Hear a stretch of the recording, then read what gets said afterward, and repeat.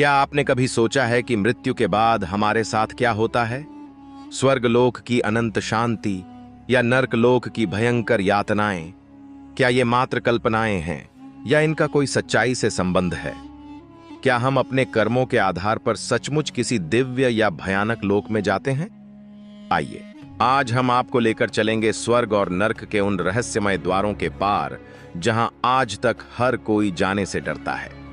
स्वर्ग और नर्क, ये दो ऐसे शब्द हैं जो बचपन से हमें सुनने को मिलते हैं। हिंदू धर्म के शास्त्रों में इन्हें बहुत विस्तार से वर्णित किया गया है, लेकिन स्वर्ग और नर्क वास्तव में हैं क्या और कौन जाता है कहां?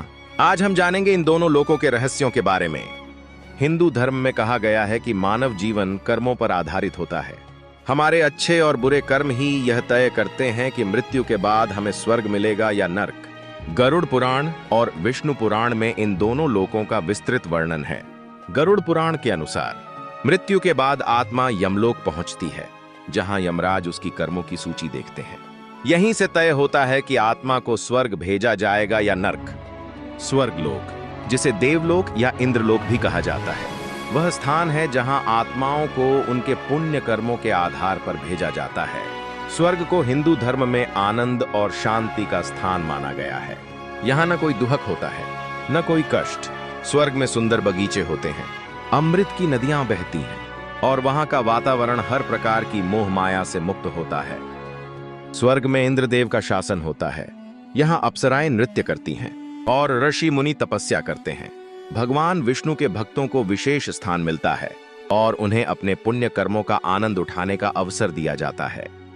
अब सवाल यह उठता है कि स्वर्ग में कौन जाता है? वे लोग जो धरती पर दान किए, तपस्या, धर्म और सत्य का पालन करते हैं, जिन्हें दूसरों की सेवा और सहायता करना भाता है और जो दूसरों को दुख देने से बचते हैं। ऐसे पुण्यात्मा लोग मृत्यु के बाद स्वर्ग में स्थान पाते हैं। यहाँ उनकी आत्मा शांति का अनुभव करती है और उन्हें उनके पुण्य का फल मिलता है। लेकिन दूसरी ओर नर्क लोक, एक ऐसा स्थान जहां पापियों को उनके कर्मों की सजा दी जाती है। नर्क को यमलोक भी कहा जाता है, जहां यमराज का न्याय चलता है। यहां उन आत्माओं को भेजा जाता है जिन्होंने अपने जीवन में पाप, अधर्म और बुराई के मार्ग पर चलकर दूसरों को कष्ट पहुंचाया। नर्क का दृश्य भयावह होता है। यहां आत्माओं को उनके कर्मों के अनुसार भयंकर यातनाएं दी जाती हैं। गरुड़ पुराण में नर्क के 28 प्रकार वर्णित हैं, जिनमें हर एक नर्क पापियों के लिए अलग अलग प्रकार की सजा निर्धारित करता है।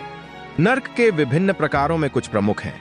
रौरव नर्क, जहां अत्याचारी आत्माओं को क्रूर जीवों द्वारा पीड़ा दी जाती है। कुंभीपाक नर्क, जहां जीवों को खौलते तेल में डाला जाता है। असिपत्र वन, जहां आत्माओं को तेज धार वाले पेड़ के पत्तों से काटा जाता है। हर नर्क में आत्माओं को उनके पापों के अनुसार सजा मिलती है। स्वर्ग और नर्क, ये दोनों स्थान केवल हमारे कर्मों का परिणाम है। हिंदू धर्म कहता है कि जो जैसा करेगा वैसा भरेगा। कर्म का सिद्धांत ही यह निर्धारित करता है कि मृत्यु के बाद आत्मा कहां जाएगी। अगर हमने अच्छे कर्म किए तो हमें स्वर्ग मिलेगा, और अगर हमारे कर्म बुरे हैं तो नर्क में यातनाएं झेलनी होंगी। लेकिन क्या केवल स्वर्ग या नर्क में जाना ही हमारे जीवन का उद्देश्य है? दरअसल यह सब हमारे जीवन को एक दिशा देने के लिए है।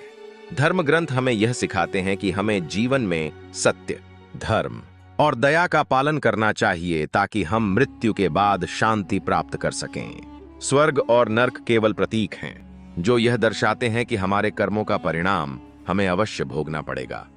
इसलिए अगर हम चाहते हैं कि हमारा जीवन और मृत्यु दोनों सुखद हों, तो हमें अभी से अपने कर्म सुधारने होंगे।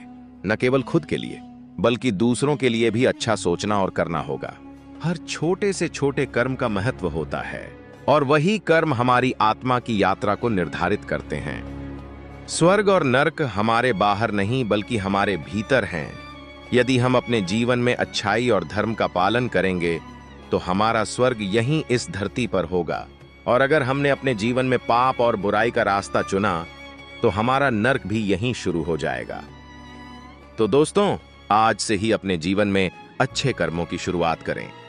और अगर आपको यह वीडियो पसंद आया हो तो इसे लाइक करें, अपने दोस्तों के साथ साझा करें और हमारे चैनल को सब्सक्राइब करना न भूलें।